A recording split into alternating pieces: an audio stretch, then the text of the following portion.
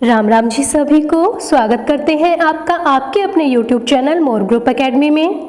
लेकर आए हैं आपके लिए टॉपिक वाइज वन लाइनर क्वेश्चनों की सीरीज जो आपके लिए बहुत ही हेल्पफुल होने वाली हैं। आज की हमारी वीडियो का टॉपिक है मालिश मसाज। तो शुरू करते हैं आज की हमारी वीडियो का फर्स्ट क्वेश्चन है वैज्ञानिक तरीके से मालिश को कितने प्रकार से विभाजित किया गया है। तो ये किया गया 4 प्रकार से। मालिश को वैज्ञानिक तरीके से 4 प्रकार में विभाजित किया गया है। उस मसाज को क्या कहते हैं जिसमें मांसपेशियों को दबाकर हृदय की तरफ दबाव डाला जाता है। तो उसको कहते हैं स्ट्रोकिंग मैन्युपुलेशन। तो उसको कहते हैं स्ट्रोकिंग मैन्युपुलेशन। नीडिंग मसाज को कितने भागों में बांटा गया है। तो ये बांटा गया squeezing, stationary and circular ironing. Pressure manipulation को कितने प्रकार में बांटा गया है। तो ये बांटा गया है kneading, petrissage and friction. Petrissage and friction. Petrissage massage के कितने प्रकार होते हैं। तो ये इसका नाम है पिकिंग अप, रिंगिंग अप और रोलिंग अप। फ्रिक्शन मसाज के कितने प्रकार होते हैं। तो फ्रिक्शन मसाज के होते हैं ट्रांसवर्स और सर्कुलर। प्रिक्यूशन मैनिपुलेशन के कितने प्रकार होते हैं। तो प्रिक्यूशन मैनिपुलेशन के 4 प्रकार होते हैं। परक्यूशन मैनिपुलेशन के अंदर कितने प्रकार होते हैं। तो ये होते हैं hanging, clapping, beating and pounding. Percussion manipulation को दूसरे किस नाम से जाना जाता है। तो ये जाना जाता है टेपोटमेंट के नाम से। हाथ की हथेली को कप का आकार देकर मसाज करने के तरीके को क्या कहते हैं। तो इसका नाम है कबिंग। आगे करते हैं। हैकिंग मसाज को कितने प्रकार से किया जाता है। तो इनका नाम है डाइवर्सन, कन्वर्शन और लॉन्गिट्यूडिनल। शेकिंग मैनिपुलेशन को कितने प्रकार में बांटा गया है। तो ये बांटा गया है वाइब्रेशन एंड शेकिंग के प्रकार में। मसाज को वैज्ञानिक तरीके से कितने प्रकारों में बांटा गया है। तो ये बांटा गया है stroking manipulation and pressure manipulation. Stroking manipulation and pressure manipulation में बांटा गया है। नेक्स्ट क्वेश्चन है कंट्यूजन का क्या अर्थ है। तो कंट्यूजन का अर्थ है भीतरी चोट, भीतरी घाव और नील पड़ना। भीतरी चोट, भीतरी घाव और नील पड़ना सभी कंट्यूजन के अंतर्गत आते हैं। खेल क्षमता को विकसित करने हेतु ड्रग्स सेवन का प्रयोग सर्वप्रथम किस वर्ष व स्थान में पाया गया। तो ये 1960 रोम में पाया गया था। 4 कदम वाले राइस नामक उपचार का प्रयोग किस प्रकार की चोटों में किया जाता है। तो ये स्प्रेन, स्ट्रेन और कंट्यूजन नामक चोटों में प्रयोग किया जाता है राइस का। रेस्ट, आइस कंप्रेशन और एलिवेशन का प्रयोग स्प्रेन, स्ट्रेन और कंट्यूजन में किया जाता है। आगे चलते हैं। फिजियोथेरेपी। मालिश के प्रेशर मैनिपुलेशन के अंतर्गत कितने प्रकार की मालिश आती है। तो ये आती है 3 प्रकार की मालिश। मालिश के प्रिक्यूशन मैनिपुलेशन के अंतर्गत कितनी मालिश आती है। तो ये आती है 4 प्रकार की। प्राचीन काल में अपने मरीजों के इलाज के लिए मालिश का प्रयोग कौन सा चिकित्सा वैज्ञानिक करता था। तो ये करते थे हिप्पोक्रेटस। इलाज के लिए मालिश का प्रयोग हिप्पोक्रेटस करते थे प्राचीन काल में।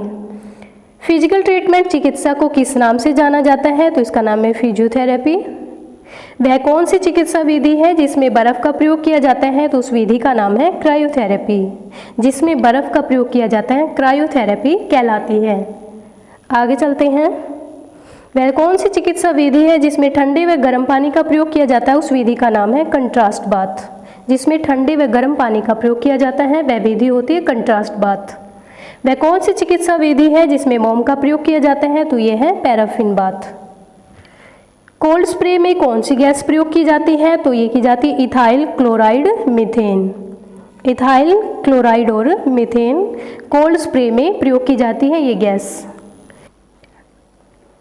किस चिकित्सा विधि में व्योमशीतरणशीलता नामक सिद्धांत का प्रयोग किया जाता है। तो ये भंवर स्नान में प्रयोग किया जाता है। किस चिकित्सा विधि में ठंडे पानी में चोट लगे अंग को डुबोकर अभ्यास करवाया जाता है। तो ये कहलाती है क्रायोकाइनेटिक्स। क्रायोकाइनेटिक्स जिसमें ठंडे पानी में चोट लगे अंग को डुबोकर अभ्यास करवाया जाता है वह विधि क्रायोकाइनेटिक्स कहलाती है। इंफ्रारेड रेज निकालने के लिए किन 2 उपकरणों का प्रयोग किया जाता है। तो इनका नाम है प्रकाशयुक्त और अप्रकाशयुक्त उपकरणों का। किस चिकित्सा विधि में सूर्य की किरणों का प्रयोग किया जाता है। तो पैराबैंगनी किरणों का प्रयोग किया जाता है।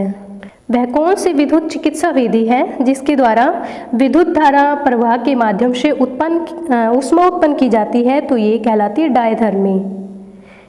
डायथर्मी को उसके विद्युत धारा प्रवाह के माध्यम से उत्पन्न तरंगों की फ्रीक्वेंसी के आधार पर कितने प्रकार में बांटा गया है? तो ये 3 प्रकार में बांटा गया है। विद्युतीय चिकित्सीय तरीकों में शॉर्ट वेव डायथर्मी के अंतर्गत उपचार की कौन सी विधि कहलाती है? तो इसका नाम है कैपेसिटर फील्ड मेथड और कैपल मेथड। विद्युत चिकित्सीय तरीकों में सबसे अच्छा कौन सा माना जाता है? तो ये इसका नाम है माइक्रोवेव डायथर्मी। Microwave diathermy. आगे चलते हैं। वह कौन सी विद्युतीय चिकित्सा है जिसमें विद्युत चुंबकीय ऊर्जा का प्रयोग मुलायम ऊतकों व हड्डी की तीव्र सूजन को कम करने के लिए प्रयोग किया जाता है? तो इसका नाम है डायपल्स थेरेपी।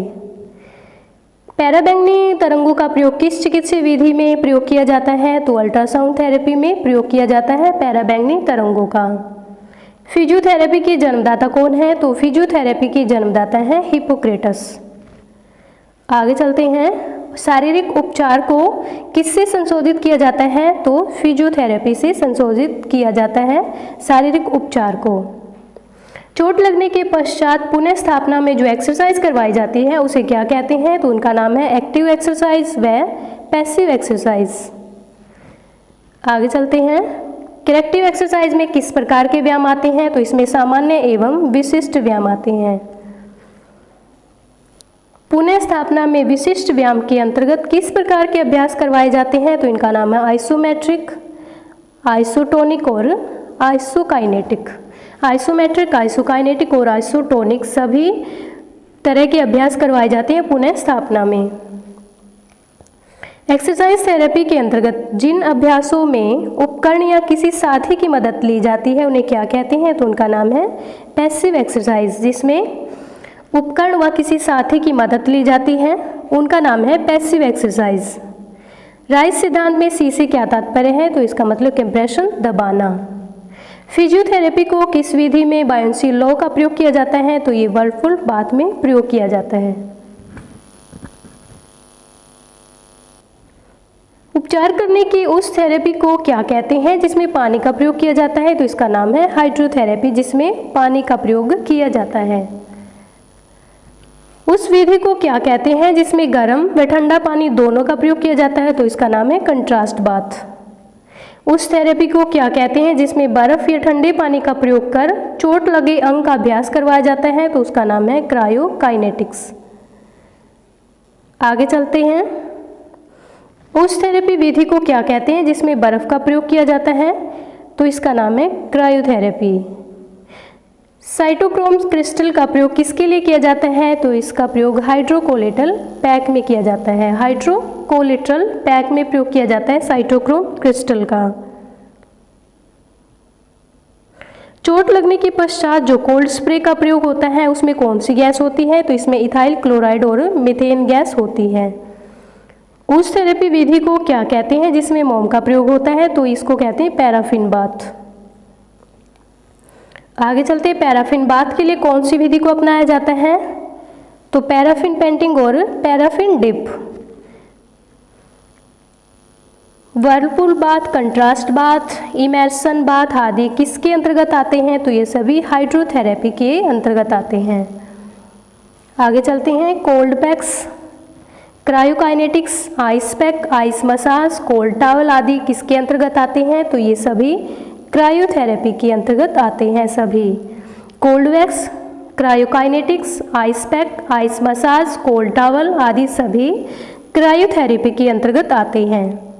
जिसमें बर्फ का प्रयोग होता है उसे क्या कहा जाता है? उसे क्रायोथेरेपी कहा जाता है, जिसमें बर्फ का प्रयोग किया जाता है। आगे चलते हैं। उस थेरेपी को क्या कहते हैं जिसमें ठंडे पानी व बर्फ का प्रयोग किया जाता है? तो उसका नाम है कोल्ड थेरेपी और क्रायोथेरेपी। कंट्रास्ट बाथ में सबसे पहले किसका प्रयोग होता है? तो कंट्रास्ट बाथ में सबसे पहले ठंडे पानी का प्रयोग किया जाता है।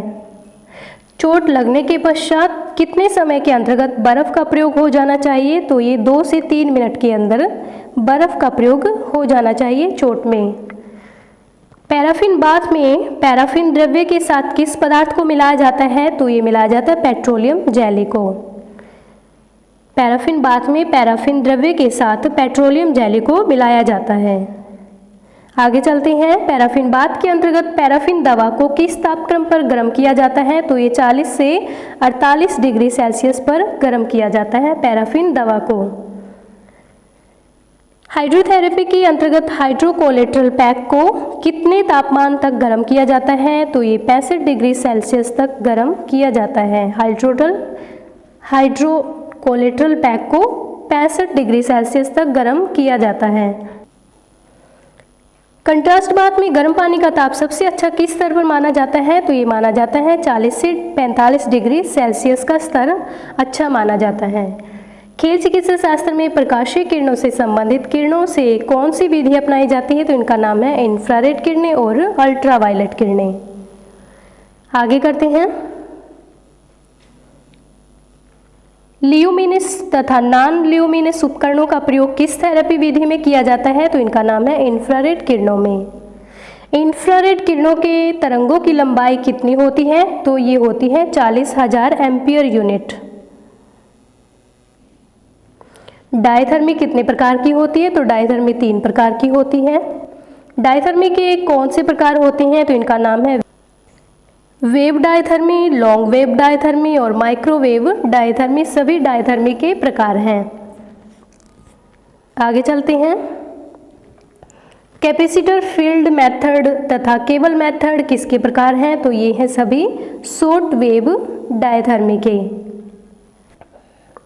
किस थेरेपी विधि में पैराधमनी तरंगों और विद्युतीय मांसपेशीय उत्तेजना तरंगों का प्रयोग किया जाता है? तो ये विद्युतीय मांसपेशीय उत्तेजना थेरेपी विधि में किया जाता है। एक विद्युतीय चिकित्सा विधि जिसमें विद्युत चुंबकीय ऊर्जा का प्रयोग किया जाता है तो ये डायपल्स थेरेपी कहलाती है। उस थेरेपी विधि को क्या कहते हैं जिसमें पैराधमनी तरंगों का प्रयोग किया जाता है? तो इसका नाम है अल्ट्रासाउंड थेरेपी। आज के लिए इतना ही। मिलते हैं नेक्स्ट वीडियो में। तब तक के लिए आप सभी को मेरा प्यार भरा राम राम।